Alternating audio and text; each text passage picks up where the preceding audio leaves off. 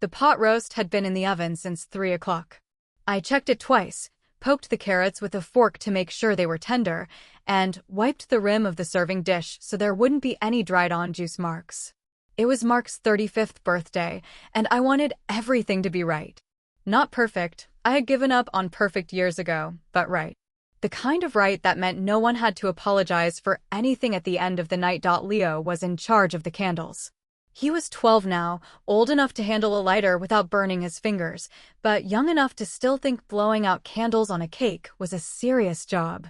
He stood by the kitchen counter with his tongue poking out the corner of his mouth, arranging the 35 little wax sticks into a pattern that only made sense to him. Emma was setting the forks. She was 14 and had entered that stage where she did everything with a sigh, as if the very act of existing was a burden I had placed upon her shoulders. But she was placing the forks correctly, knife on the right, spoon on the left, so I let the sighs slide. "Mom, can I put them in a star shape?" Leo asked, holding up a handful of candles. "Just put them in a circle, honey. It's easier that way. Circles are boring. Then put them in a star. Just don't set the table on fire." He grinned and went back to his work. I turned to the stove to check the gravy. It was thickening nicely, the way my mother had taught me, with a little flour and water mixed in at the end. I could hear the news playing low on the television in the living room, some story about a city council meeting that had gotten heated. Mark usually liked to have the news on when he came home. He said it helped him decompress from the office, although I never understood how listening to arguments about zoning laws could relax anyone. The front door opened at 6:15. I heard his briefcase hit the hall chair with that familiar thud, the one that had been wearing a dent into the wood for the past 5 years. He didn't call out hello. He never did. It was one of those small things I had stopped noticing until moments like this, when the house was full of the smell of roast, and the kids were buzzing with the excitement of a celebration, and the silence from the doorway felt louder than any greeting. He walked into the kitchen and stopped. He looked tired. Not the ordinary tired of a long day at work, but the deeper kind, the kind that made his eyes look hollow and his shoulders slope forward. His tie was loosened, his shirt untucked on one side. He looked at the table with the good china and the birthday banner that Emma had hung across the window, and he looked at me standing by the stove with the gravy ladle in my hand, and he didn't smile. "Roast," he said. "It wasn't a question. Your favorite. And I made that chocolate cake from the bakery you like, the one with the ganache." "Thanks." He said it the way you say thanks to a cashier when you're buying toothpaste. Automatic. Empty. I told myself it was fine. He was tired. Work had been hard lately. I had noticed he was spending more time in his home office after dinner, hunched over his laptop, closing the browser tabs whenever I walked in. I had noticed a lot of things, but I had taught myself to file them away under "don't overthink." That was the survival skill I had developed over 15 years of marriage. Don't overthink. Don't ask too many questions. Keep the house warm and the food on the table, and everything else will sort itself out. Leo finished the candles and ran over to hug his father. Mark patted him on the back, a quick, distracted motion. Emma set down the last fork and said, "Dad, can I get the new phone case I showed you? It's on sale." "Ask your mother," Mark said. "I am asking you." "Then ask your mother." Emma rolled her eyes and went back to the table. I carried the roast over and set it on the trivet in the center. The steam rose up and fogged the window behind the table. I had opened that window earlier to let in some fresh air, and now the evening chill was starting to creep in. I closed it and told everyone to sit down. Leo wanted to light the candles before we ate. I said we should eat first and then do the cake. He argued. Mark said nothing. He just sat down in his usual chair, the one with the view of the backyard, and unfolded his napkin. I served him a slice of roast, then the potatoes, then the carrots. He didn't say it was good. He just started eating. The kids kept up a stream of chatter about school, about a boy in Emma's class who had tried to cheat off her test, about a video game Leo wanted to buy. I answered them and nodded and kept the conversation going. Mark ate in silence. His phone was on the table next to his plate, face up. I noticed it buzzing every few minutes, the screen lighting up with notifications. He didn't look at it. Then it buzzed again, longer this time, an incoming call. I glanced at the screen out of habit, not really meaning to read anything. But the name was there, clear as day. Grace. A woman's name I didn't recognize. I didn't know a Grace. I didn't know any Graces at all, in fact, not in our circle of friends, not at his office, nowhere. The phone stopped buzzing. A moment later, it buzzed again with a text message. The screen showed a preview. I told you not to call me at home. I read it twice, and then I read it a third time. I thought maybe I had mistaken the order of the words, that it was something else. But no. It was a message. It was directed at whoever had just called. And it was Mark's voice, Mark's words, typed in his usual shorthand without punctuation. He noticed me looking. He grabbed the phone, turned it over, and stuffed it into his pocket. Wrong number, he said. Work stuff. At this hour, projects don't keep business hours. Leo was still arranging the candles, trying to get them to stay upright in the cake. Emma was scrolling through her phone under the table. Neither of them had noticed. I looked at Mark and I felt something shift in my chest, something cold and heavy that had no name yet. Who's Grace? I asked. My voice came out even, calm. The way you ask about a grocery list. Colleague. From the new department. New department. We merged with a regional team. I told you about it. He hadn't. I would have remembered that name. But I didn't push. I was trained not to push. 15 years of smoothing over rough edges, of making things easier, of not asking the difficult questions because the difficult questions led to difficult answers. I served myself a small piece of roast and forced myself to eat it. The meat tasted like cardboard. Mark finished his plate in 5 minutes. He wiped his mouth with a napkin and stood up. I have to make a call, he said. Take the cake out without me. Dad, you have to sing, Leo said. I'll be back in a minute. He walked through the kitchen and out the back door. I watched him go through the window above the sink. He stepped onto the patio, pulled out his phone, and started talking. I couldn't hear the words. The glass muffled everything. But I could see his posture, the way his free hand gestured sharply, the way he paced back and forth like a man in an argument. The phone call didn't last a minute. It went on for 5, 6, 7 minutes. I kept glancing at the clock on the microwave. Mom, can we light the candles now? Leo asked. In a minute. Your father is on a call. He's always on a call, Emma muttered. I didn't correct her. She was right. He was always on a call. Always in his office, always closing laptop screens, always murmuring about mergers and deadlines and new clients.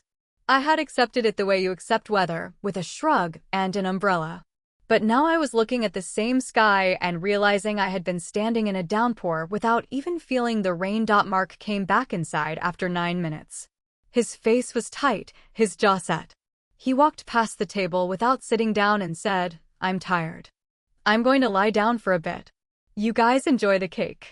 You're not even going to blow out the candles. Leo's voice was crestfallen. Tomorrow. We'll do it tomorrow. But it's your birthday today. I know, buddy. I just need to rest. He walked out of the kitchen and down the hall to the bedroom. I heard the door click shut, not hard enough to be a slam, but firm enough to be a barrier. Emma stared at the empty doorway. Leo started plucking the candles out of the cake, one by one, and sticking them into the mashed potatoes. Leave the cake, I said. We'll have it later. Dad's being weird, Emma said. It wasn't a question. He's just tired. Work has been busy. You always say that. I didn't have an answer. I cleared the plates, scraped the uneaten roast into a container, and put the cake back in the fridge. The kitchen smelled like gravy and disappointment. I washed the dishes in silence. The kids drifted to the living room and turned on a show. I heard Leo's laughter, and I was grateful for that. Something normal. When I finished the dishes, I walked down the hall. The bedroom door was closed. I pressed my ear against the wood and listened. No sound. He wasn't talking. He wasn't moving. I opened the door a crack. Mark was lying on the bed, still in his work clothes, staring at the ceiling. His phone was on the nightstand, face down. Are you okay? I asked. Fine. Just a headache. You should eat something. You barely touched your dinner. I'm not hungry. I stood there for a moment, feeling the distance between us like a physical weight. 10 feet of floorboards that might as well have been a canyon. I wanted to ask about Grace. I wanted to ask why he had walked out on his own birthday dinner. I wanted to ask why he looked at me like I was a stranger. But the words wouldn't come. They were stuck somewhere behind all the years of keeping the peace, all the small compromises, all the times I had swallowed my own questions for the sake of a quiet house. I'm going to put the kids to bed, I said. Good. I closed the door and walked back down the hall. I tucked Leo in, kissed his forehead, and listened to him complain about not having cake. I told him we would have cake for breakfast. His eyes lit up, and that small moment of joy felt like a reprieve. Emma was already in her room with her headphones on. I knocked and waved goodnight. She waved back without looking up. Then I went back to the kitchen. I sat down at the table alone and looked at the melted wax puddles on the cake that Leo had left behind. 35 candles, reduced to little pools of colored wax. I thought about my own birthday 3 months ago. Mark had come home late with a grocery store cake and a card he had clearly bought on the way. I had smiled and thanked him, and we had eaten the cake in front of the television. That was what marriage looked like at year 15. It looked like grocery store cakes and unanswered questions. The house was quiet. The kids were asleep. The back door was locked, the lights were off, and Mark was in the bedroom with his phone face down on the nightstand. I thought about going in there and demanding an explanation. I thought about crying or yelling or throwing something against the wall. I did none of those things. I sat at the table and watched the wax harden, and I made a decision. Not a loud decision. Not a dramatic one. Just a quiet resolution in the back of my mind. Tomorrow. I would wait until tomorrow. I would watch. I would listen. And I would not let myself be talked out of what I had seen. I stood up, put the cake back in the fridge, and went to the living room to sleep on the couch. I didn't want to lie next to him. I didn't want to feel the warmth of a body that had walked away from me at the dinner table.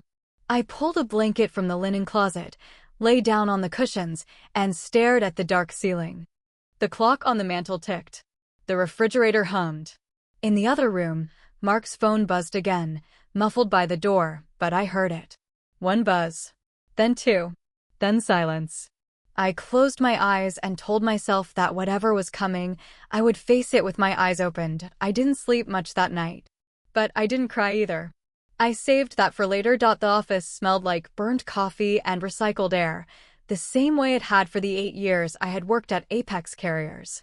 I walked through the glass doors at 7:45, 15 minutes before the official start, and nodded at the security guard behind his desk. He was new, a young man with a nervous smile who called me ma'am every time I passed. I didn't correct him. I was 34, and ma'am felt like a badge of maturity I hadn't quite earned yet. My cubicle was on the 3rd floor in the logistics division. I had been promoted twice since I started, and I had the corner spot with the window that looked out onto the parking lot. Not a view of the mountains, not a skyline, just rows of cars baking in the sun. But it was mine. I had earned it through late nights and missed school plays and 1,000 small victories that no one outside this office would ever understand. Diane was already at her desk when I arrived. She had a steaming mug of tea in her hand and a stack of files spread out in front of her. She looked up when I walked past and smiled, that warm smile of hers, the one that made you feel like you were the only person in the room worth talking to.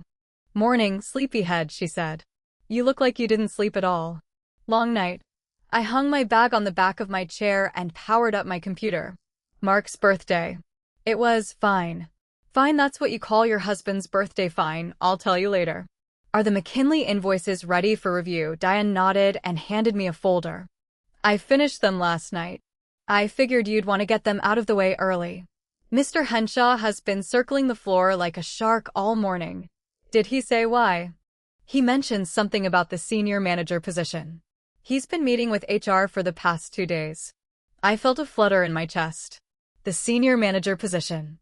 It had been whispered about for months, a promotion that would come with a substantial raise, a private office, and the authority to oversee the entire logistics team. Diane and I were the top candidates. We both knew it. We had talked about it openly, back when it felt like a distant possibility rather than an imminent decision. Well, I said, trying to sound casual, whoever gets it deserves it. You've worked hard. So have you. She held my gaze for a moment, and something flickered in her eyes. Concern, maybe? Or something else? I couldn't quite place it. We should grab lunch today. The new Thai place around the corner. Sounds good. I dove into the invoices. The McKinley account was one of our biggest clients, and the paperwork was a nightmare of tracking numbers and delivery schedules. I had been handling this account for 3 years, and I knew its quirks better than anyone. I methodically checked each invoice, cross-referencing the dates with the warehouse logs, making sure the signatures were in place. Everything seemed in order. Except one. The third invoice in the stack had a missing signature. Not a missing page, just one empty line where the client representative was supposed to sign off on the delivery. That was odd. I remembered sending this particular shipment out myself. I remembered standing in the loading dock and watching the truck pull away. I had walked the driver through the paperwork personally. There had been a signature. I flipped through the file again. The signature line was blank. I looked at the date on the invoice. 2 weeks ago. I had already submitted this invoice to accounting. It had been approved and paid. A chill ran down my back. I opened my computer and pulled up the digital copy of the same invoice. The scanned version showed the signature clearly, a scrawled name that matched the client's records. I printed it out and held it next to the paper version. The two documents were identical in every way except for that one line. I pushed my chair back and walked to the filing cabinet where I kept the hard copies. I pulled the original file folder, the one I had submitted 2 weeks ago, and compared the invoice inside. The signature was there. Clear as day. Someone had replaced the invoice with a different copy. Someone had accessed my files, removed the signed document, and substituted one with a missing signature. The only people who had access to this cabinet were me, Diane, and Mr. Henshaw. I couldn't imagine Mr. Henshaw going through my files. Diane would never do something like that. I pushed the thought away. It was a mistake. A filing error. I had probably grabbed the wrong copy and submitted it without noticing. I fixed the paperwork, made a note in my log, and moved on. But the chill stayed with me. At noon, Diane and I walked to the Thai place. The sun was hot, and the sidewalk was crowded with office workers streaming out of buildings for their lunch breaks. We found a small table by the window and ordered our usual dishes. I told her about Mark's birthday, the silence at the dinner table, the phone call he had taken outside. He's just stressed, she said. Men don't handle stress well. They shut down. He shut down in the middle of his birthday dinner. He didn't even eat the cake. Give him time. He'll come around. I nodded and stirred my iced tea. Diane was always good at diffusing things, at offering the right words to calm a worried mind. That was why we had become such close friends over the years. She had a way of making problems seem smaller than they really were. I'm worried about the promotion, I admitted. Henshaw's been quiet. I don't know what he's thinking. You're the obvious choice. Your numbers are better than mine, and everyone knows you've been running the McKinley account single-handedly. Don't say that. You've been doing just as much work. I'm being realistic. You've got seniority, you've got the client relationships, and you've got a clean record. If Henshaw has any sense, he'll pick you. I smiled and thanked her. I meant it. Diane was generous like that, always lifting me up, always putting my worries to rest. That was why I trusted her. That was why I never suspected anything. 2 days later, I found another discrepancy. This time it was a misdated invoice, showing a delivery date that didn't match the warehouse log. It had been corrected by hand, but the handwriting wasn't mine. I checked the date of the correction. It had been made 2 days after I submitted the file. Someone had gone in after me and changed the date, then initialed it with a squiggle that didn't look like anyone's signature I recognized. I brought it to Mr. Henshaw's office. He was a thin man with glasses that always seemed to be slipping down his nose. He looked at the invoice, then at me, and shrugged. Probably a clerical error, he said. You have a lot on your plate. Are you feeling overwhelmed? No, sir. I'm fine. I just wanted to flag this. Flag it and move on. We don't have time to dwell on every small mistake. I left his office feeling deflated. He hadn't seemed concerned. He hadn't seemed interested at all. I wondered if he was already preparing to replace me, if these small errors were adding up in his mind, painting a picture of incompetence. That afternoon, I stayed late. The office emptied out around 5:30, and by 6, I was alone on the 3rd floor. I decided to do a full audit of my files to check every invoice and document I had submitted in the past month. I wanted to be sure there were no more surprises. I was pulling the last folder from my filing cabinet when I heard a sound from the other side of the partition. A soft click. The sound of a drawer closing. I stood up slowly and peered over the top of my cubicle. Diane's desk was across the aisle. The lights were off, but I could see a faint glow from her computer screen. Someone was sitting there. I walked over quietly. Diane was in her chair, her back to me, her fingers flying across her keyboard. I watched for a moment, not understanding. She was logged into my computer. I could see my desktop on her screen, my files open, my folder system displayed in neat rows. Hey, I said. She jumped. The mouse clattered against the desk. She spun around, her face pale, her eyes wide. Oh, she said. I didn't see you there. Were you accessing my computer? I was cross-referencing some data for the McKinley account. I wanted to check your submission dates against mine. You don't mind, do you? There was something off in her voice, a tightness that didn't belong there.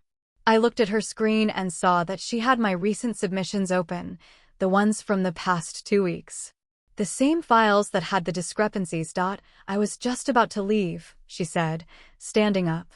I can finish tomorrow. She closed the windows on my computer, logged out, and grabbed her purse. She smiled at me, the same warm smile she always wore, and said, "See you tomorrow."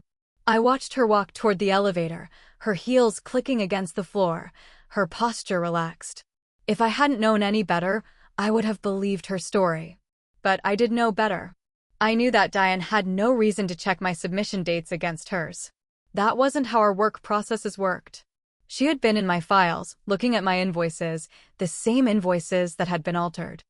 I went back to my cubicle and sat in the dark for a long time. I thought about the missing signatures and the misdated documents. I thought about the report I had submitted to Mr. Henshaw that had taken 2 weeks to get approved. I thought about the morning I had come in to find my desk drawer slightly ajar, the files rearranged. And I thought about Diane. My friend. My confidant. The woman I had shared lunches with and secrets with and more coffee breaks than I could count. The next morning, Mr. Henshaw called me into his office. He closed the door behind me, a gesture that made my stomach drop. He gestured to the chair across from his desk and sat down heavily in his own. I received an anonymous complaint, he said, about your management of the McKinley account. I stared at him. What complaint? Missing invoices. Incorrect dates. Signatures that don't match the original documents.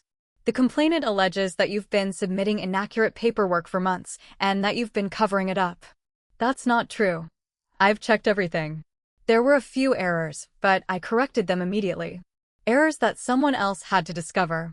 The complaint suggests that you're not fit to handle the account anymore and that you shouldn't be considered for the senior position. My heart was pounding. I could feel my hands shaking. I gripped the arms of the chair to steady myself. Who made the complaint? I asked. Anonymous. I can't share that information. Can you share the details? What invoices, what dates? Mr. Henshaw slid a folder across the desk. I opened it and saw a list of my recent submissions, each one marked with a note about a discrepancy. The notes were detailed, specific, and pointed. They were written by someone who knew my filing system intimately. I looked at the formatting. The font. The way the notes were indented. I had seen that style before 100 times on shared documents and collaborative spreadsheets. It was Diane's style. I can prove this is wrong, I said. I have the original copies. The corrected signatures. The warehouse logs. Then do that. I'm putting the promotion decision on hold until I have a complete picture. You have 1 week to present your side. He dismissed me with a wave of his hand. I walked back to my cubicle in a fog. I sat down, pulled up my files, and started organizing the evidence. Every signature. Every log entry. Every timestamp. I would build a timeline so clear that no anonymous complaint could tear it down. I worked until my eyes burned. I worked until everyone else had gone home. And when I finally looked up, I saw Diane's desk across the aisle, her chair pushed in, her computer off. She had left early. I didn't go home that night until 9. Mark was in his office when I walked in. I told him I had been working late because of a project. I told him I was under a lot of pressure. He glanced up from his laptop, his face blank, and said, "We all have stress." He said it like he was reading a line from a script. Like I was a stranger who had wandered into his study and interrupted something important. I went to the kitchen and poured myself a glass of water. The house was quiet. The kids had already eaten dinner, and their plates were in the sink, rinsed but not washed. I ran the water and scrubbed them by hand. The motion was soothing, mechanical. It kept my mind from racing, but the thoughts kept coming anyway. Diane's smile. Her fingers on my keyboard. The complaint that sounded so much like her voice. I dried the plates and put them away. I walked past Mark's study and saw that the door was closed. I didn't knock. I went in my bedroom, lay down on my side of the bed, and stared at the ceiling. The house settled around me. The furnace hummed. The clock on the nightstand ticked. I replayed every conversation I had ever had with Diane, searching for clues I had missed. The compliments. The reassurances. The way she always steered the conversation away from competition and toward shared goals. I had thought she was being a good friend. Now I wondered if she had been playing a longer game, one I hadn't even known existed. I fell asleep, still holding the pieces of evidence in my head. The next morning, I would start building my case. I would not let her take this from me. I would not let her take anything from me. But even as I made that promise to myself, I felt the weight of it. The burden of mistrust. The fear that I had been wrong about someone I had trusted for 8 years. That was the part that hurt the most, not the lost promotion, not the anonymous complaint. It was the realization that the world had been shifting under my feet, and I hadn't noticed until the ground cracked. The phone rang at 6:15 in the morning. I was already awake, lying on the couch with a blanket pulled up to my chin, staring at the crack in the ceiling I had memorized over the past week. The first ring startled me. The second made me sit up. By the third, I had crossed the living room and grabbed the receiver from the wall mount. It was Eleanor's neighbor, a woman named Carol who had known Mark's mother for 30 years. She spoke in a rushed whisper, the kind of whisper that meant bad news had arrived in the middle of the night and needed to be shared before the sun had fully risen. "Eleanor fell," Carol said. She was getting up to use the bathroom and she tripped over the rug. "They took her to the hospital about an hour ago. She asked me to call you. Is she okay? Is she conscious?" "Conscious, yes. But she's in a lot of pain. They think she broke her hip." She kept asking for Mark. I thanked Carol, hung up the phone, and stood in the middle of the living room with the morning light filtering through the curtains. The house was quiet. Mark was still in the guest room, where he had moved after the birthday incident. I hadn't spoken to him about the phone call. I hadn't spoken to him about anything. We had been circling each other for days, two strangers sharing a hallway and a refrigerator. I walked to the guest room and knocked. No answer. I opened the door and found him sitting on the edge of the bed, his phone in his hand, his thumb hovering over the screen. He looked up at me, startled, as if he had forgotten I existed. "Your mother fell," I said. "She's in the hospital. They think she broke her hip." He didn't move for a second. Then he stood up, grabbed his jacket from the back of the chair, and walked past me without a word. He was down the hall and out the front door before I could ask if he wanted me to drive. I called the kids and told them to get dressed. Emma emerged from her room with her hair uncombed and her eyes half open. Leo was already in his school uniform, pulling on his backpack. I told them we were going to visit Grandma Eleanor at the hospital and that they needed to be on their best behavior. Leo asked if Grandma was going to die. I said no, she was just hurt, and that it was important for us to be there. The drive to the hospital took 30 minutes. Mark had already left, so I drove myself. I pulled into the visitor parking lot and found a spot near the entrance. The building was a squat brown structure from the 1970s, with windows that hadn't been cleaned in years and a lobby that smelled like floor wax and antiseptic. Eleanor was in a room on the second floor. I found it by following the signs, with Leo and Emma trailing behind me. Mark was already there, standing by the window with his arms crossed. Eleanor was in the bed, pale and smaller than I remembered, her leg wrapped in a heavy bandage. She saw me come in and her face lit up, just a little. "There you are," she said. "I was wondering when you'd get here." "Of course. We came as soon as we heard." I leaned down and kissed her forehead. Her skin was dry and warm. The kids clustered around the bed, asking questions. Leo wanted to know if she had seen the bone sticking out. Emma asked if she was going to need a wheelchair. Eleanor answered them with patience, her voice thin but steady. I watched Mark from the corner of my eye. He hadn't moved from the window.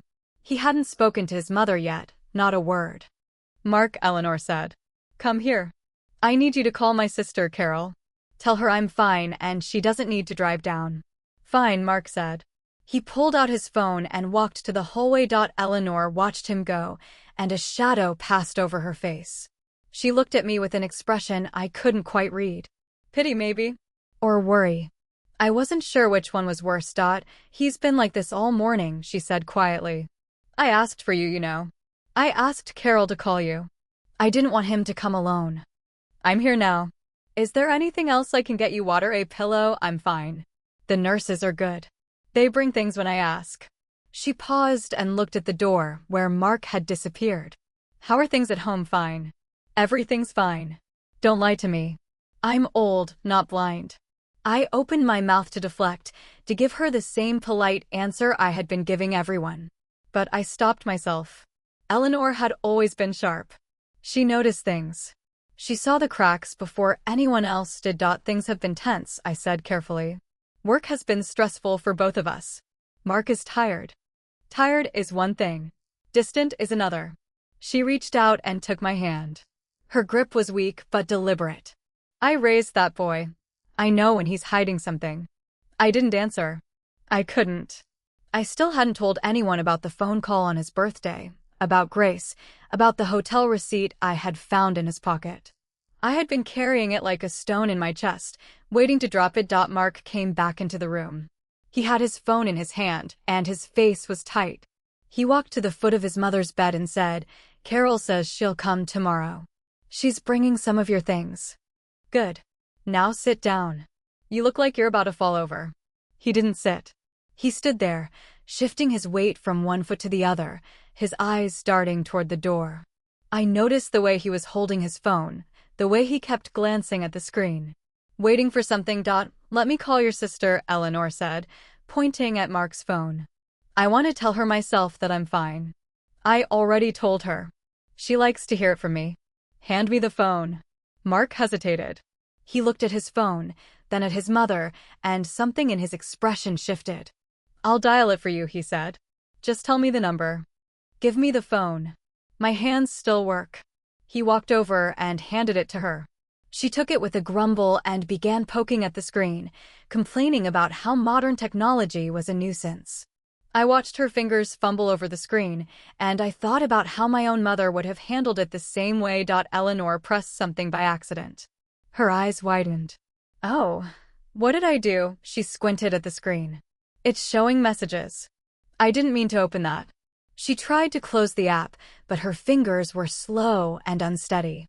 Mark lunged for the phone, but she pulled it back, holding it against her chest like a shield. Give me a minute, she said. Then her eyes stopped moving. She stared at the screen. The phone was still in her hands, turned slightly toward her, and I could see the reflection of the display on her glasses. She was reading something. The room went quiet. Even Leo stopped asking questions. Eleanor slowly lowered the phone. She looked at Mark, then at me. Her face had drained of whatever color she had left. She extended the phone toward me, her hand trembling. You should see this, she said. I walked over and took the phone from her. The screen was open to Mark's text messages, and there it was. A string of messages from Grace. Dozens of them. The most recent had been sent this morning at 5:47. It said, I wish you were here.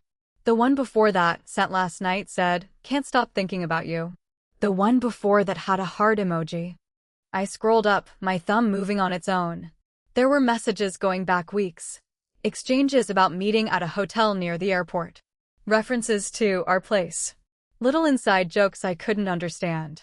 Each message was a small cut, and together they formed a wound that would not stop bleeding. I looked at Mark. His face was white. His hands were clenched at his sides. Give me the phone, he said. His voice was flat, controlled. I handed it to him. I didn't say anything. I walked to the window and looked out at the parking lot below.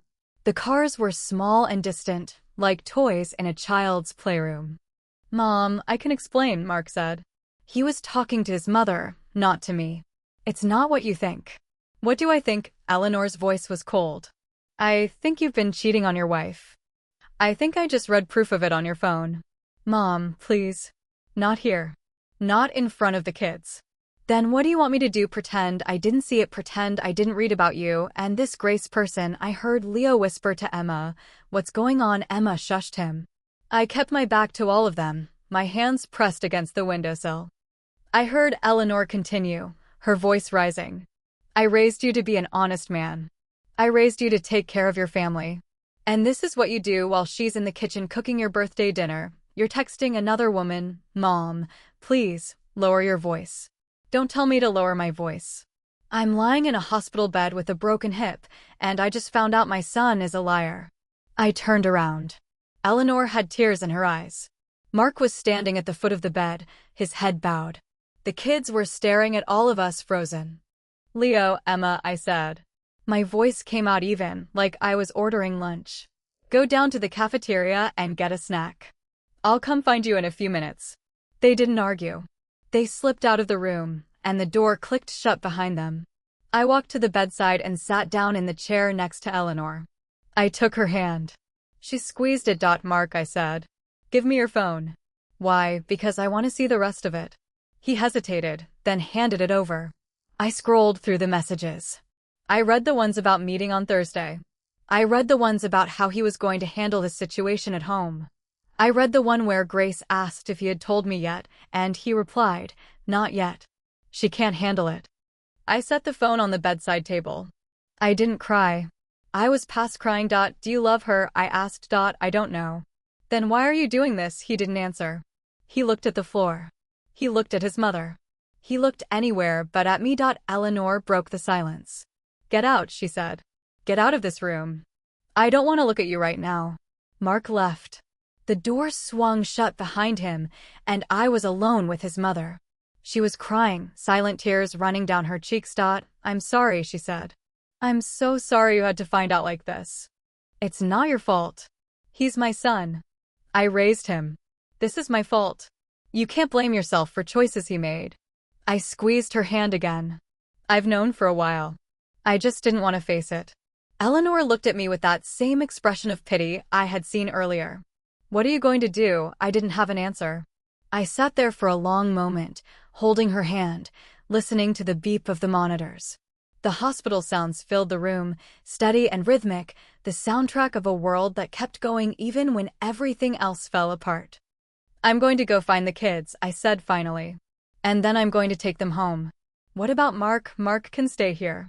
Or he can go wherever he wants. I don't care anymore. I walked to the door, then stopped.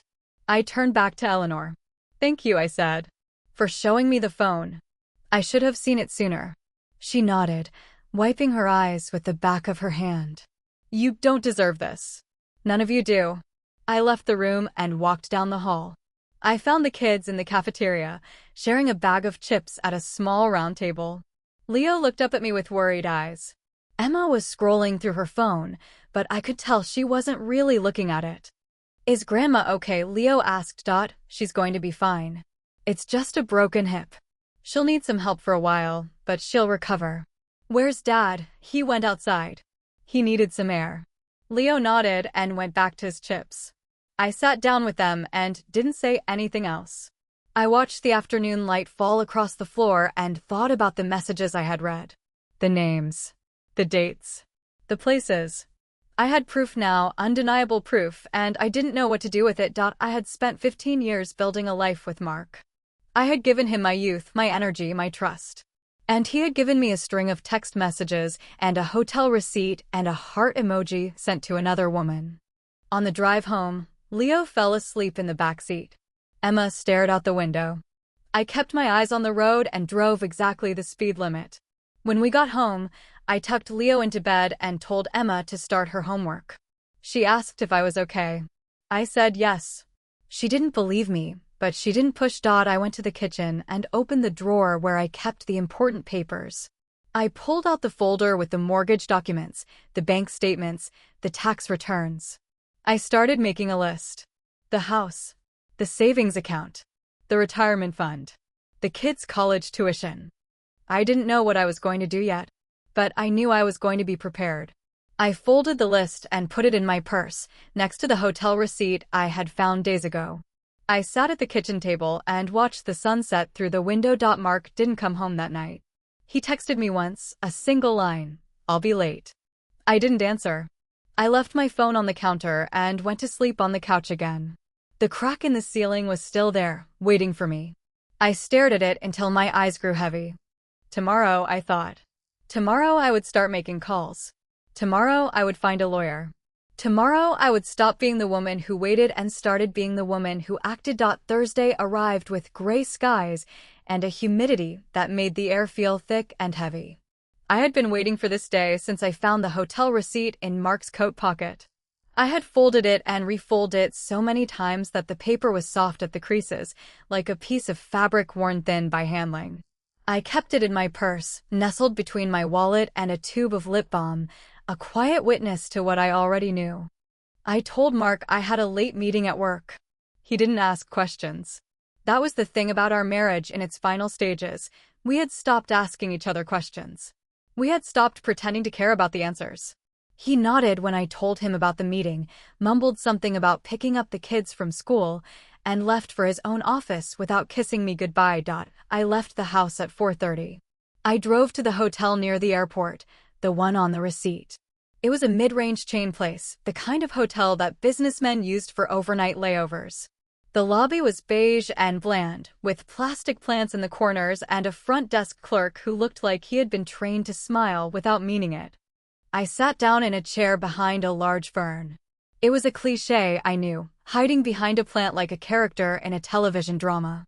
But it was the only spot in the lobby that offered any coverage, and I didn't want to risk being seen.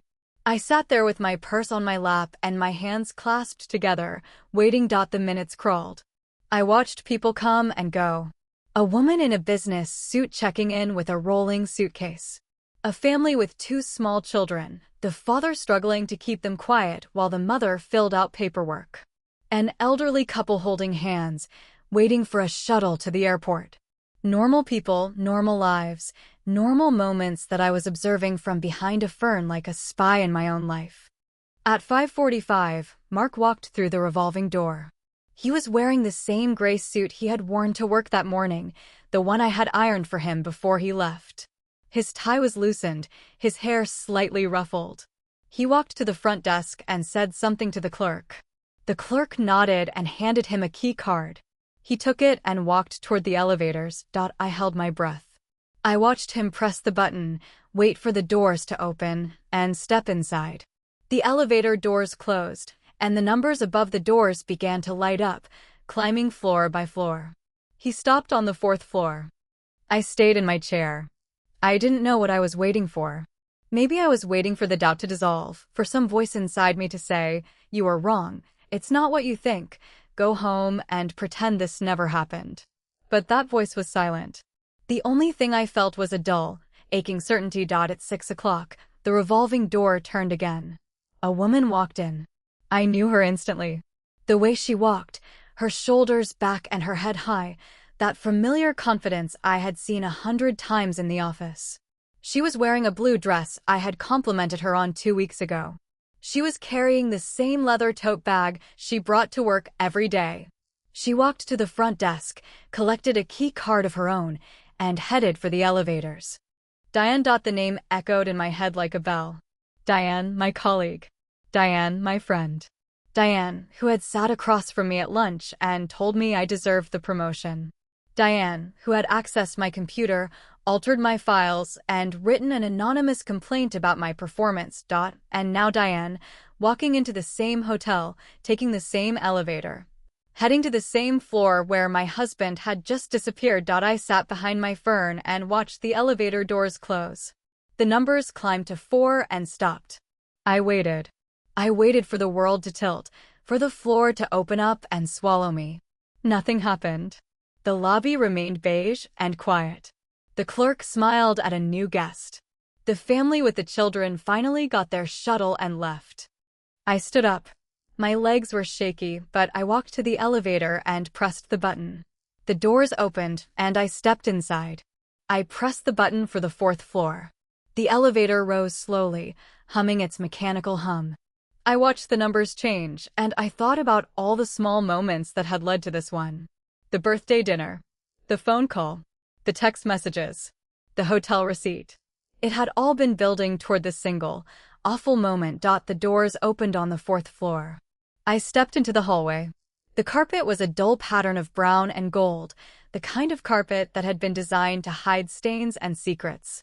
I walked down the hall, reading the room numbers on the doors.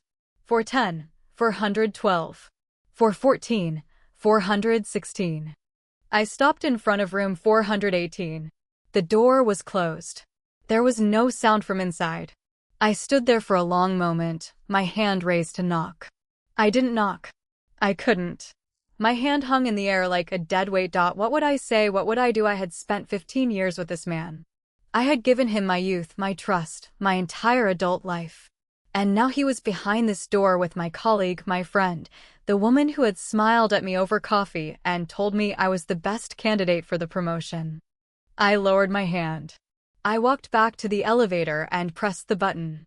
The doors opened, and I stepped inside. I rode down to the lobby, walked past the fern, and pushed through the revolving door into the parking lot. The evening air was warm and damp. I found my car and sat inside with the engine off, staring at the hotel entrance. I watched the doors revolve, waiting for them to emerge. They didn't. I sat there for an hour, maybe longer. The sun went down, and the parking lot lights flickered on. The sky turned from gray to deep purple to black. At 7:30, I started the engine and drove home. The streets were familiar, the same turns I had made 1,000 times, but they looked different now. Everything looked different. The houses I passed, the streetlights, the corner store where I sometimes bought milk. They all seemed like props in a movie I had been watching from the wrong seat. I pulled into the driveway and sat in the car for a few minutes. The house was dark. Mark had picked up the kids and taken them somewhere, maybe to his mother's, maybe to a fast food place. I was grateful for the silence. I walked inside and turned on the kitchen light. The house was still. The dishes from breakfast were still in the sink. I had left them there that morning, thinking I would wash them when I got home from work. Now they seemed like artifacts from a previous life. I started cooking dinner. I didn't know why. I wasn't hungry. But my hands moved on their own, peeling potatoes, chopping carrots, putting a pot of water on the stove. The motions were familiar, mechanical. They kept my mind from wandering too far into the dark places where it wanted to go. At 9 o'clock, Mark came home. I heard the front door open and close. I heard his keys hit the hall table. I heard his footsteps in the hallway, and then he was standing in the kitchen doorway, looking at me with a tired expression. "Sorry I'm late," he said. The meeting ran long. I didn't look up from the stove. The kids, they're with my mom. I thought you'd be home later. I decided to leave early. He walked to the refrigerator and pulled out a beer. He opened it and leaned against the counter, watching me stir the pot. He smelled like hotel soap. I could smell it from across the room, that faint floral scent that didn't belong to our house. "What are you making?" he asked. "Stew." "That smells good." I didn't answer. I kept stirring. The wooden spoon made a slow, circular motion in the pot. "Are you okay?" he asked. "I'm tired." That's what I said. He took a long drink of his beer. Long day for both of us. I set down the spoon and turned to face him. "Mark, I want to talk to you. Tomorrow. Not tonight. But I want to talk about something." "What?" "Just some things. About us. About where we're going." He looked at me, and I saw a flicker of something in his eyes. Fear, maybe. Or recognition. He knew I knew. He had to know. The hotel receipt, the text messages, the way I had been pulling away from him for weeks. He wasn't stupid. "Okay," he said. "Tomorrow. We'll talk tomorrow." He finished his beer and went to the bedroom. I stayed in the kitchen, stirring the stew that I would never eat. I turned off the stove and covered the pot. I poured myself a glass of water and drank it standing at the sink, looking out the window at the dark backyard. The next morning, I called my younger brother, Frank. He was a paralegal at a law firm downtown. We didn't talk often, our lives had diverged after college, and he had moved away for a while before coming back, but when we did talk, it was easy. He had always been the one I could count on for practical advice. "Frank, I need a referral," I said. "For what, a divorce lawyer?" There was a long pause. "Are you serious?" "Yes." "What happened?" "I'll tell you when I see you. Just give me a name. Someone good. Someone who knows what they're doing." He gave me 2 names. I wrote them down on a sticky note and put it in my purse, next to the hotel receipt. Then I sat down at the kitchen table and pulled out the list I had started making. Assets, debts, bank accounts, the kids' school information, everything I would need. I called one of the lawyers that morning and made an appointment for the following week. I also sent an email to Mr. Henshaw, requesting a formal meeting with HR about the anonymous complaint. I attached the evidence I had gathered, the timestamps, the file histories, the copies of the original invoices. I didn't do any of this in anger. I didn't slam the phone down or type the emails with trembling hands. I did it the way I did everything else in my life. Methodically. Calmly. The calm was the worst part. It felt like I was watching myself from a distance, a stranger going through the motions of dismantling a marriage and a career. The rest of the day passed in a blur. I went to work. I sat through a meeting about delivery schedules. I exchanged pleasantries with colleagues who didn't know that my world had cracked open and left me standing on the edge of a cliff. Diane was at her desk, typing away, humming softly to herself. She smiled at me when I passed. I smiled back. That evening, I came home and made dinner again. I put the kids to bed. I sat in the living room and listened to the news. Mark came home late again, and I didn't ask where he had been. He said he was tired and went to the guest room. Before he closed the door, I called out to him. "Tomorrow," I said. "We'll talk tomorrow." He nodded and shut the door. I turned off the lights and lay down on the couch. The crack in the ceiling stared back at me, as familiar as the lines on my own face. I had made my calls. I had set my plan in motion. There was no going back now, and I didn't want to go back. The woman who had sat in that hotel lobby, hiding behind a fern, was gone. The woman who was lying on this couch was someone else. Someone harder. Someone who had watched her life fall apart and decided to do something about it. I closed my eyes and slept. No dreams. Just darkness and the steady rhythm of my own breathing. The phone rang at 9 in the morning. I knew it was my mother. She called every Sunday at 9. A ritual she had maintained since I moved out of her house at 19. I picked up the receiver and sat down at the kitchen table, cradling the phone against my shoulder. "How are you?" she asked. Her voice was warm and familiar, the same voice that had called me in for dinner 1,000 times when I was a child. "Fine, Mom. How are things with you?" "Oh, the garden is doing well. The tomatoes are finally ripening. I've been thinking about making some sauce, but it seems like a lot of work for just me. You could freeze it." "I could. Maybe I will." She paused. "You sound tired. Are you sleeping?" "Not great." "What's wrong?" I opened my mouth to say nothing, to give her the same empty reassurance I had been giving everyone. But the words stuck in my throat. I had been holding everything in for so long, packing it down like suitcases into a too small closet. And now my mother, who had always been able to read me better than anyone, was asking a simple question, and I couldn't lie to her. "Mom," I said, and my voice cracked. "Can you come over?" There was a pause. Not a long one. Just a breath. "I'm on my way." She hung up before I could say anything else. I set the phone down and stared at the wall. The kitchen was quiet. The kids were at school, and Mark was at work, and I was alone in the house with nothing but the ticking of the clock and the weight of everything I had been carrying. My mother arrived an hour later. She drove her old sedan, the same car she had been driving for 15 years, and she pulled into the driveway with a certainty that made me want to cry. She walked up to the front door and knocked, even though she had a key. I opened it, and she took one look at my face and pulled me into a hug. Her arms were thin but strong. She smelled like lavender and sun-dried laundry, the same smell I had grown up with. I buried my face in her shoulder and let myself cry for the first time in weeks. Not a dramatic sob, just a quiet release of pressure, like a valve finally opening. Come inside, she said. Sit down.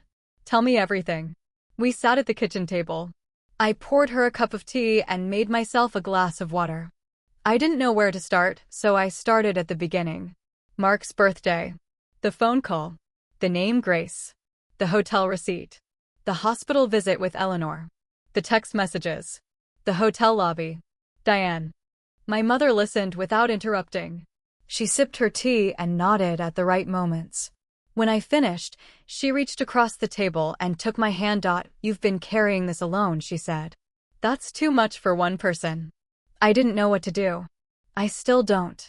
Yes, you do. You've known for a while. You just haven't admitted it to yourself. I looked at her. She was 62 years old, with gray hair and lines around her eyes that came from a lifetime of laughter and worry. She had been through her own share of hard times. My father had left when I was 16, and she had raised Frank and me on her own, working 2 jobs and never complaining. She understood. I've called a lawyer, I said. I have an appointment next week. Good. That's the right move. And I'm going to HR about the work situation. I have evidence. I think I can prove what Diane did. Even better. She squeezed my hand. But you know that's not what I'm talking about. What do you mean? She looked at me with those eyes that had seen everything. You're going to leave him. That's the real decision you've made. All the rest is just paperwork. I nodded. It was true. I had made that decision the night I sat in the hotel parking lot, watching the revolving doors. I had made it again when I called Frank and asked for a lawyer's name. I had made it every morning when I woke up on the couch instead of in the bed I had shared with Mark for 15 years. I don't know how to tell the kids, I said. They don't know anything. They think we're just busy. They're smart. They know more than you think. But you don't have to tell them everything. You just have to tell them what they need to know. That you love them. That this isn't their fault. That things are going to change, but they're going to be okay. Will they be okay? You'll make sure of it. We sat in silence for a while. The kitchen was warm, and the afternoon light slanted through the window, making patterns on the floor. I felt something loosen in my chest, a knot I hadn't even realized I had been holding. Stay with me, I said. For a few days. I need help getting things organized. I was planning to. She stayed for 3 days. In that time, we went through every corner of the house. We pulled out the filing cabinet and organized all the financial documents. We made a list of everything I would need to take if I left. We separated the joint accounts, using the savings I had set aside over the years. My mother helped me open a separate checking account at a different bank, one Mark didn't know about. We also sorted through closets. I was packing Leo's old clothes into donation boxes, something I had been meaning to do for months, when I heard the front door open. Mark was home early. I hadn't expected him until 6. He walked into the living room and stopped. My mother was sitting on the couch, holding a stack of folded sweaters. She looked up at him with a cool expression. Helen, he said. I didn't know you were here. I came to help, she said. My daughter needed me. He looked at the boxes, the piles of papers, the open filing cabinet. His face tightened. What is all this? I'm organizing, I said. Spring cleaning. It's not spring. I'm doing it anyway. He walked past us into the kitchen and opened the refrigerator. I followed him. My mother stayed in the living room, giving us space. Your mother has been here for 3 days, he said. What's going on? I told you. I'm cleaning. You're packing. I can see boxes in the bedroom. I didn't answer. I walked to the counter and picked up the list I had been making, the one with the bank accounts and the mortgage details. He saw it and grabbed it out of my hand. What is this? He scanned the page. Is this our accounts? What are you doing? I took the list back and folded it slowly. Mark, I'm not going to lie to you anymore. I've seen the text messages. I know about Grace. I know about the hotel. I know you've been meeting her for months. His face went white. He opened his mouth, closed it, opened it again. It's not what you think. Don't say that. I've seen enough. She's just a friend. Someone I talked to. You talked to her about our marriage. You told her I couldn't handle the truth. I read that message, Mark. He leaned against the counter. The color had drained from his face, and he looked older, smaller, like a man who had been caught in a lie he had told himself. When did you find out? He asked. The night of your birthday. I saw the text message. I've been watching ever since. Watching me, yes. He ran a hand over his face. I was going to tell you. I just didn't know how. When were you going to tell me? After you moved in with her, after you emptied our bank account? I wouldn't do that. Wouldn't you? The room was heavy with silence. I could hear my mother breathing in the next room, a quiet, steady presence. Mark, I'm going to ask you to leave. Not forever, not yet. But I need you to go somewhere else for a few days. I can't have you here while I'm trying to figure this out. You're kicking me out. I'm asking you to give me space. He stared at me. For a moment, I thought he was going to argue. Then he turned and walked to the bedroom. I heard him open drawers, close doors, pack a bag. He came back out with a duffel bag and walked to the front door. I'll be at my mother's, he said. For now. Okay. This isn't what I wanted. I know. It's not what I wanted either. But it's what's happening. He left. The door closed behind him, and the house felt emptier than it had before. I walked back to the living room and sat down next to my mother. She put her arm around me, and I leaned into her shoulder. You did the right thing, she said. I know. Doesn't make it feel any better, does it? No. It doesn't. The kids came home from school that afternoon. I sat them down at the kitchen table and told them that Dad was going to be staying somewhere else for a while. I didn't tell them everything. I said we were having some problems and we needed time apart. Leo asked if they would still see him. I said yes, of course, he was still their father. Emma didn't say anything. She just stared at the table with a blank expression that told me she understood more than I wanted her to. That night, I went through the rest of the house. I took down the photographs from the walls, the ones of Mark and me on our wedding day, the ones of us at the beach with the kids. I didn't throw them away. I put them in a box and taped it shut. Someday, I would decide what to do with them. But not today. My mother stayed one more night. She helped me make dinner, washed the dishes, and sat with me in the living room while I stared at the television without watching it. She didn't try to fill the silence with empty talk. She just sat there, a quiet anchor, the way she had always been. Before she left the next morning, she gave me a hug and said, "Call me whenever you need to. I'm only an hour away." Thank you, Mom. You're going to get through this. I know you are. I watched her car pull out of the driveway. The house was quiet again, too quiet. I walked through the rooms and looked at the empty spaces where Mark's things used to be. His coat was gone from the hall rack. His shoes were gone from the closet. The guest room was neat and bare, like a hotel room after the guest has checked out. I sat down on the couch and opened my list again. Bank accounts. Mortgage. Kids' school. Lawyer's phone number. HR meeting. I went through each item and checked them off in my head. There was still so much to do, but I had started. I had taken the first steps, and that was more than I had done a week ago. I picked up my phone and called Frank. He answered on the second ring. How are you holding up? He asked. I'm okay. I've got a lot of work ahead of me. I know. But you're doing the right thing. You deserve better than this. So does the kids. They'll be fine. They've got you. And they've got me. And they've got Mom. I smiled. It was a small smile, barely there, but it was real. Thank you, Frank. For everything. Anytime. That's what family is for. I hung up and sat in the quiet living room. The afternoon sun was starting to fade, casting long shadows across the floor. I thought about all the years I had spent in this house, all the meals I had cooked and the birthdays I had celebrated and the small, ordinary moments that made up a life. Those moments were still there. They were just going to look different from now on. I got up and walked to the kitchen. I opened the fridge and looked inside.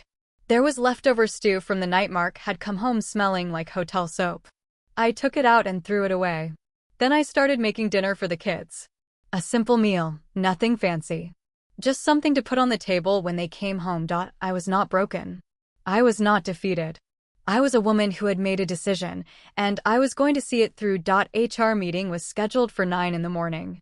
I arrived at the office an hour early, carrying a thick folder of evidence under my arm. The building was quiet, the hallways empty, the only sound the hum of the vending machines on the first floor. I took the stairs up to the third floor and sat at my desk, waiting. Diane arrived at 8:15. She walked past my cubicle with a cheerful greeting, a travel mug in her hand, her tote bag slung over her shoulder. She paused when she saw the folder on my desk, the one with the timestamps and the file histories and the copies of the original invoices. Big project? She asked. Something like that. She smiled and continued to her desk. I watched her settle in, turn on her computer, and open her email. She had no idea what was coming. That was the part that made my stomach turn. She had done everything to sabotage me, and yet she walked into the office every day as if she was innocent, as if she had never touched my files, never typed those anonymous complaints, never smiled at me while plotting my downfall. At 9 o'clock, Mr. Henshaw called us both into the conference room. I walked in first, followed by Diane. The room was small, with a rectangular table and 4 chairs. Mr. Henshaw sat at the head of the table. A woman from HR, whose name I couldn't remember, sat next to him with a notepad and a pen. Thank you both for coming, Mr. Henshaw said. We're here to discuss the anonymous complaint that was submitted regarding the McKinley account. As you know, we've been investigating the matter, and we now have additional information. Diane looked at me, then at Mr. Henshaw. Her face was composed, professional, the face she wore in client meetings. Additional information, she asked. Mr. Henshaw nodded. We've reviewed the timestamps on the digital copies of the invoices. We've also cross-referenced the correction histories on the files in question. There's evidence that some of the alterations were made after the initial submission, using a computer that was logged in with a specific employee ID. He paused. Diane's expression didn't change, but I noticed her fingers tighten around the armrest of her chair. I've brought my own documentation, I said. I opened my folder and slid copies across the table. These are the original invoices, with the correct signatures and dates. These are the altered versions that were submitted to accounting. And these are the network logs showing when each file was accessed. Mr. Henshaw and the HR woman examined the documents. The room was silent except for the rustling of paper. Diane sat perfectly still, her hands folded in her lap. The logs show that the altered files were accessed from Diane's computer, I said. The times correspond to late evenings when I wasn't in the office. There are also records of the anonymous complaint being drafted on her desktop. I have the original metadata. Diane finally spoke. Her voice was calm, controlled. That's not accurate. Anyone could have used my computer. I leave it unlocked sometimes when I go to the restroom. You leave it unlocked after hours when you're the only person on the floor. I don't know what you're implying, but I didn't alter any files. I pulled out one more document. A printed screenshot of the complaint itself, with the hidden formatting data exposed. The complaint was written in a document that was saved on your drive, I said. The file name is your initials. The version history shows edits made from your account. Diane looked at the document. For the first time, her composure cracked. A tiny flicker of something, fear, maybe, or anger, crossed her face and was gone. Mr. Henshaw, she said, this is ridiculous. She's trying to deflect attention from her own mistakes. She's been sloppy with her work for months, and now she's trying to blame me. I've been doing this job for 8 years, I said. I've never had a single complaint until 3 weeks ago.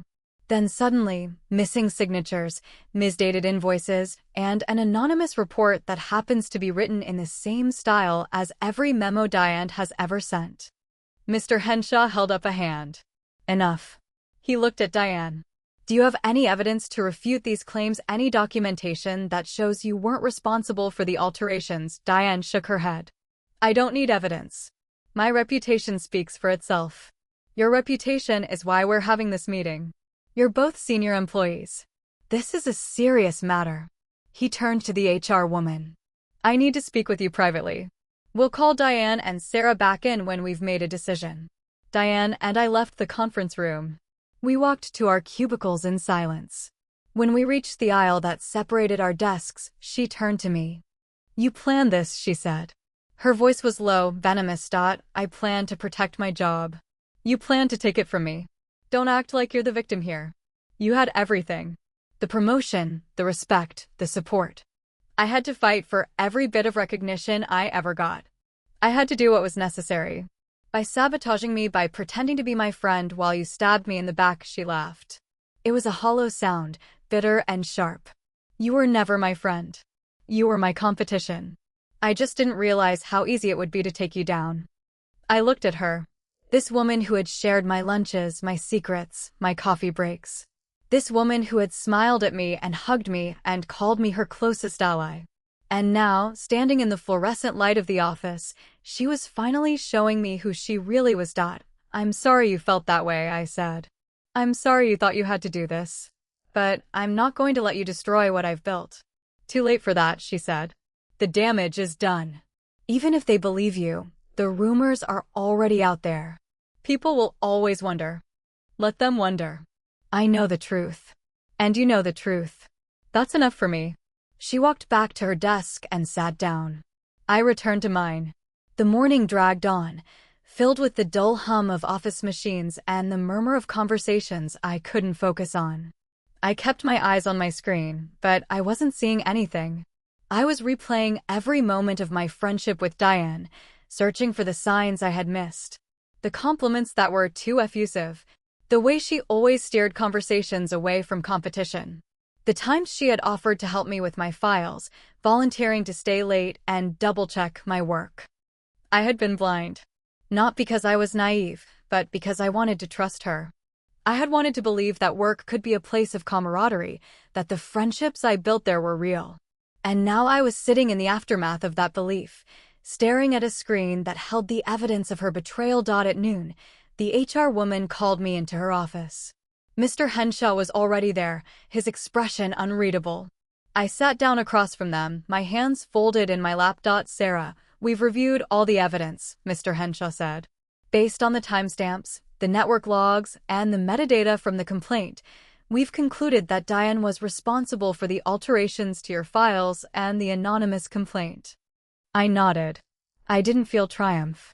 I felt relief, a quiet exhale of tension I hadn't realized I was holding. Effective immediately, Diane is being placed on administrative leave pending further investigation, he continued. We'll be interviewing her formally this afternoon. Depending on the outcome, she may be terminated. Thank you, I said. I appreciate you taking this seriously.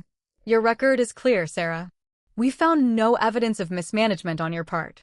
The McKinley account remains in good standing, and you've been cleared for the senior manager position. The words hung in the air. The senior manager position. The thing I had been working toward for years.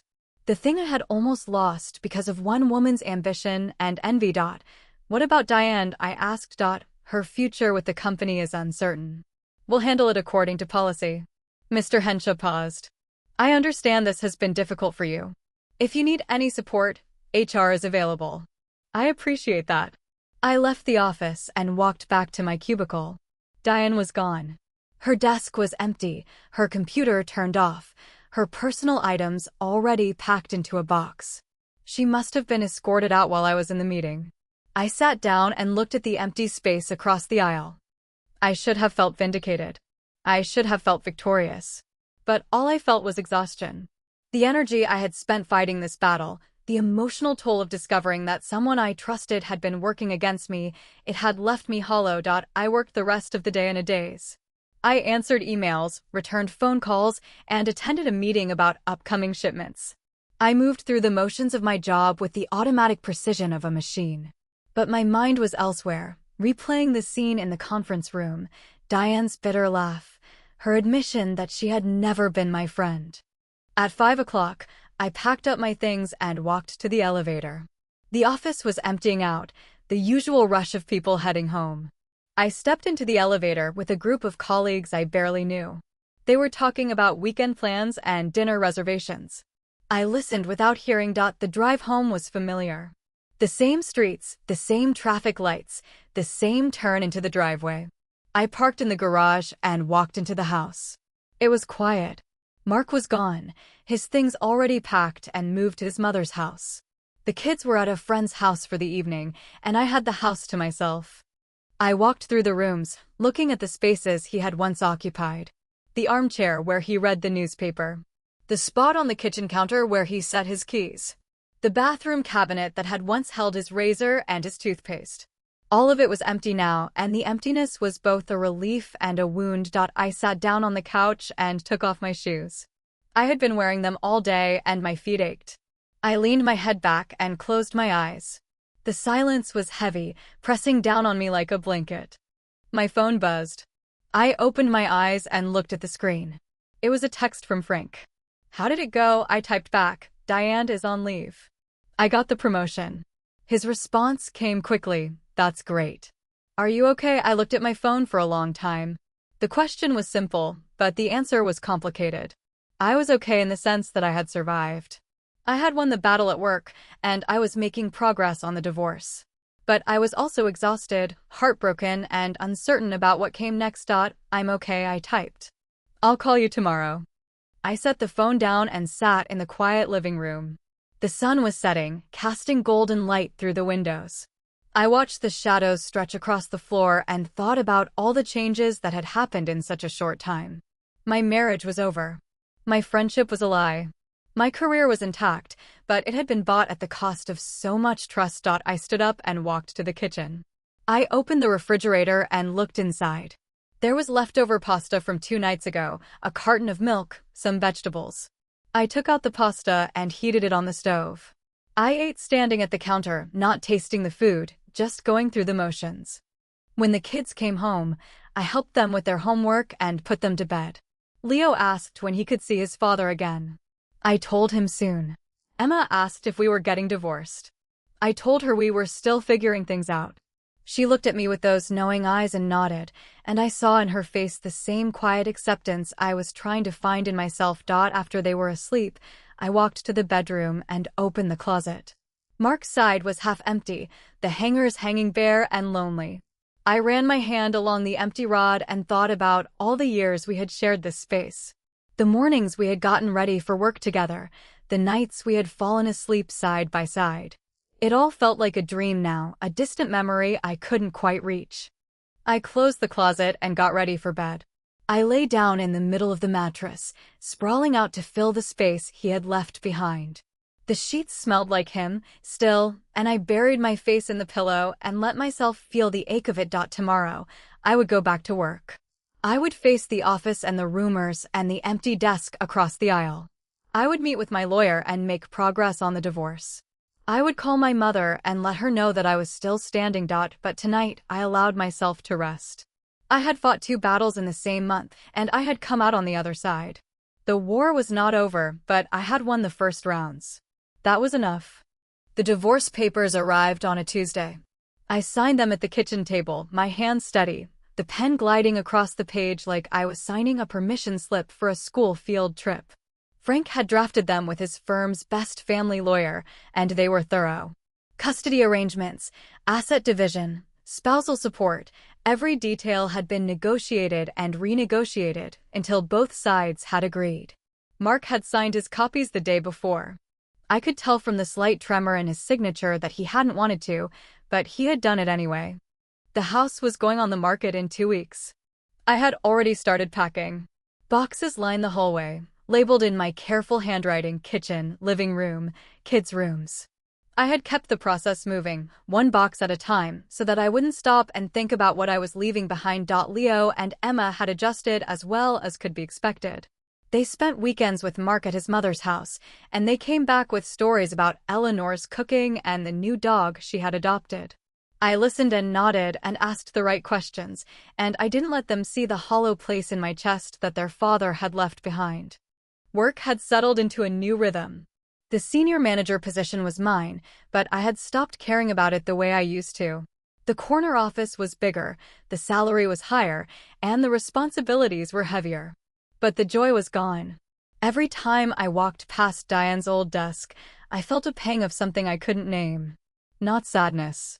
Not anger. Just a dull reminder that the world was not as simple as I had once believed. I was sitting in the living room, going through a box of old photographs, when the doorbell rang. I put down the pictures and walked to the front door. I expected the mailman or a neighbor. I did not expect Diane. She was standing on the front porch, her hands shoved into the pockets of her jacket, her hair pulled back in a messy ponytail. She looked different than she had in the office. Smaller. Tired. Her eyes had dark circles under them, and her face was pale. Can I come in? She asked. I hesitated. Every instinct told me to close the door. But something in her expression stopped me. She wasn't wearing her work smile. She wasn't pretending to be my friend. She just looked like a woman who had run out of places to go. Fine, I said. 5 minutes. I stepped aside and let her in. She walked into the living room and looked around at the boxes, the half-empty shelves, the bare walls where photographs used to hang. You're moving, she said. Yes. To where? Near my mother's. A smaller place. It's closer to the kids' school. She nodded. She sat down on the couch without being invited. I remained standing, my arms crossed, watching her. I'm not here to fight, she said. I'm not here to apologize either. I'm here because I think you deserve to know the truth. The whole truth. I didn't say anything. I waited. Mark approached me, she said. A few months ago. He came to me with an offer. He knew we were competing for the promotion, and he knew I was struggling. My husband had just left me. I was drowning in debt. I couldn't afford to lose my job. So you made a deal. I didn't say yes right away. I told him I'd think about it. He kept pushing. He said if I helped him drive you out of Apex, he'd get me a job at his competitor. A better job. More money. He said it would be easy, just a few changes to your files, an anonymous complaint, and you'd be out of the running. I felt my jaw tighten. And you believed him, he was convincing. He made it sound like you were the one who had wronged him. He said you were cold, distant, that you didn't care about him anymore. He said he was just trying to protect himself in the divorce. I bought it. I wanted to believe it because it made what I was doing easier. He lied to you. He lied to everyone. She looked down at her hands. I didn't know about Grace. Not at first. I found out later, after we'd already started the sabotage. I realized I was being used, but by then it was too late. I had already done the damage. So why are you telling me this now? She looked up. Her eyes were red-rimmed, raw. Because I lost everything. The job. My reputation. My savings. I have nothing left. And I wanted you to know that it wasn't personal. It was never personal. I was just desperate, and he took advantage of that. I sat down across from her. The room was quiet. I could hear the clock ticking on the mantel, the sound of a car passing outside. You came all this way to tell me that? Yes. And to tell you something else. She paused. Mark hid assets. I know because he bragged about it. He told me he had been moving money into a separate account for months, in case the divorce went badly. He said you'd never find it. I felt a cold weight settle in my stomach. What account? I don't know the details. I just know he had one. He mentioned it once, when he was drunk. He said it was at a credit union outside the city. That's all I remember. I nodded slowly. Why are you helping me? You have nothing to gain. Because I'm tired of carrying this. I'm tired of being the person who destroyed someone else's life, because she was too scared to say no. I can't undo what I did, but I can give you this. She stood up. She walked to the door and paused with her hand on the knob. I'm sorry, she said. I know that doesn't mean much, but I am. She left. The door closed behind her, and I stood in the living room, staring at the empty doorway. I didn't feel anger. I didn't feel forgiveness. I just felt a strange, quiet clarity. Mark had been planning this for months. He had been manipulating Diane, using her desperation to hurt me, all while hiding money and planning his escape. I picked up my phone and called Frank. I need you to amend the divorce papers, I said. Mark has been hiding assets. There's an account at a credit union outside the city. I need you to find it. How do you know? Diane just told me. There was a pause. Diane, you're Diana? Yes. She came to my house. She told me everything. Are you okay? I'm fine. I just need you to handle this. I need to know what he's been hiding. Frank said he would get on it immediately. I hung up and sat down on the couch, my hands trembling slightly. The anger I hadn't felt a moment ago was starting to surface, creeping up from the depths of my chest. He had hidden assets. He had lied about his financial situation. He had been preparing for this divorce while pretending to be the wounded party. I didn't cry. I was past crying. I picked up the phone again and called my lawyer. I explained the situation, and she assured me that we would get to the bottom of it. She said the court would take a dim view of hidden assets, and that it would likely work in my favor. 2 weeks later, the credit union account was found. It held a significant amount of money, enough to cover the kids' college tuition, and then some. The judge ruled in my favor, and the final settlement was more than I had ever expected.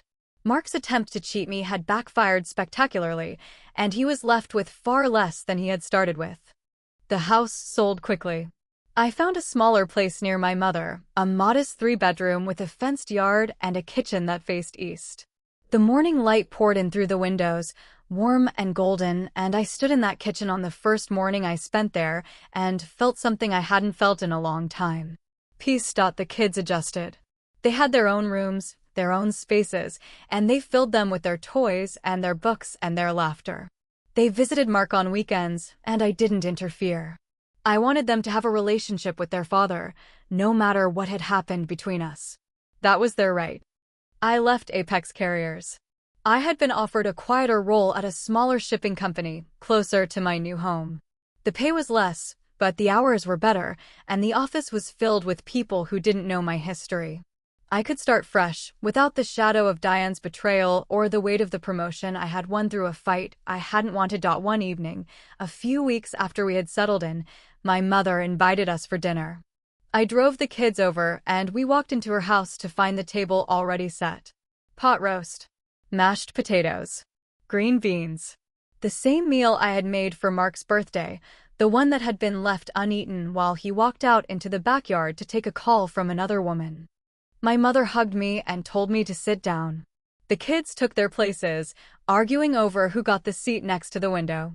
I sat at the table and looked around at the familiar room. The same plates I had grown up with, the same faded wallpaper, the same smell of lavender and cooking that had always made me feel safe. Everything okay? My mother asked. Yes, I said. Everything's fine. She didn't push. She served the roast and passed the potatoes and asked Leo about his homework. Emma told her about a project she was working on for science class. The conversation flowed easily, naturally, the way it always did when we were all together. I ate my dinner and listened to my children laugh. I watched my mother pour tea and tell stories about the neighbors. The evening light slanted through the window, casting long shadows across the tablecloth.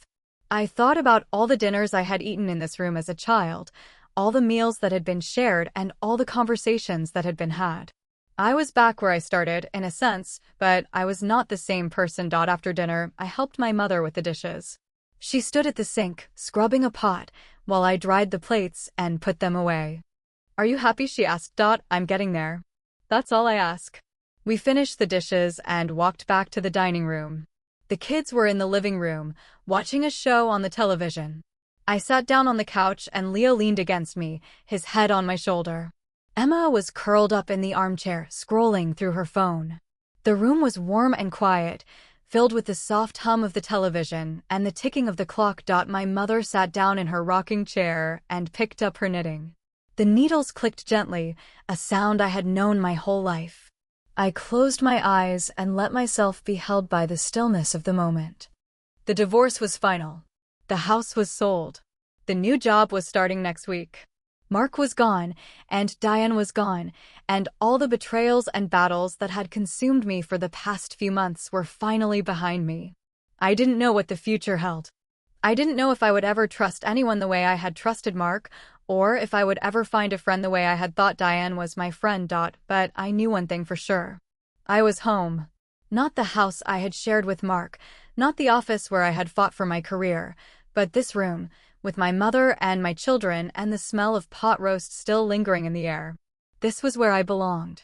This was where I would rebuild my life, one small moment at a time. Leo shifted beside me, his breathing evening out into the rhythm of sleep. I ran my hand through his hair and listened to the sound of my mother's knitting needles. Emma looked up from her phone and smiled at me, a small, reassuring smile that told me she was going to be okay. I smiled back. The curtains in the window moved slightly, stirred by the evening breeze. I looked out at the darkening sky and thought about all the things I had lost and all the things I had gained. The losses were real and they hurt, but the gains were real too. I had my children. I had my mother. I had a future that was mine to shape, without secrets or lies or betrayals. My mother stopped knitting and looked at me. More mashed potatoes, she asked. I laughed. It was a small laugh, barely more than a breath, but it was real. Yes, I said. I think I will. I got up from the couch and walked back to the kitchen. The pot roast was still warm on the stove, and the mashed potatoes were waiting in the bowl. I served myself a second helping and sat back down at the table. The clock ticked. The television murmured. The kids laughed at something on the screen. And I sat there, eating my mother's cooking, and felt the weight of the past finally begin to lift. The door to the past was closed. The door to the future was open. I took another bite and let the silence fill the space around me. It was not the silence of loneliness. It was the silence of peace. The table was cleared, the dishes washed, and the leftovers put away. Leo had fallen asleep on the couch, his head resting on a throw pillow, his mouth slightly open. Emma had gone to the guest room to call a friend. My mother was in her rocking chair, her knitting needles still clicking, a half-finished scarf growing in her lap. I sat at the kitchen table with a cup of tea, watching the steam rise and curl into the air. The house was quiet, but it was a good quiet. The kind of quiet that came after a full meal and a long day, when everyone was safe and warm and where they belonged. My mother looked up from her knitting. "You did good tonight," she said. "The kids are happy. You're happy. That's all I ever wanted for you." "I'm getting there," I said. "It's not perfect. But it's real. Real is better than perfect. Perfect is a lie people tell themselves to keep from facing the truth." I smiled. She had always been wise like that, saying things that took me years to understand. I sipped my tea and thought about everything that had happened. The betrayals, the battles, the moments when I had felt like I was drowning. I had made it through. Not because I was strong, but because I had refused to give up. The phone rang. I glanced at the caller ID. It was Frank. I picked it up and said, "Hello. Just checking in," he said. "How's everything?" "Good. We had dinner at Mom's. The kids are asleep." "Any news from Mark?" "Not since the final settlement. He's been quiet." "Good. Let him stay quiet." There was a pause. "I'm proud of you, you know. You handled all of this better than anyone I know would have." "I had help." "You." "Mom." "The lawyer." "I couldn't have done it alone. You're the one who made the decisions. You're the one who kept going. That counts for something." We talked for a few more minutes, and then I hung up. I finished my tea and walked to the living room. My mother had put down her knitting and was looking at Leo with a soft expression. "He's getting so big," she said. "Too fast." "Always." I picked up a blanket and draped it over Leo's sleeping form. He stirred slightly, then settled. I turned off the lamp and stood in the dim light of the room, looking at my mother, my son, the quiet house that held all of us. "Mom," I said. "Thank you. For everything." She looked up at me. "You don't have to thank me. You're my daughter. That's what mothers do." I sat down on the arm of her rocking chair and leaned my head against hers. The clock ticked. The house settled. And in the quiet of that evening, surrounded by the people who had never stopped loving me, I closed my eyes and let myself breathe. The door to the past was closed. The door to the future was open. And I was ready to walk through it.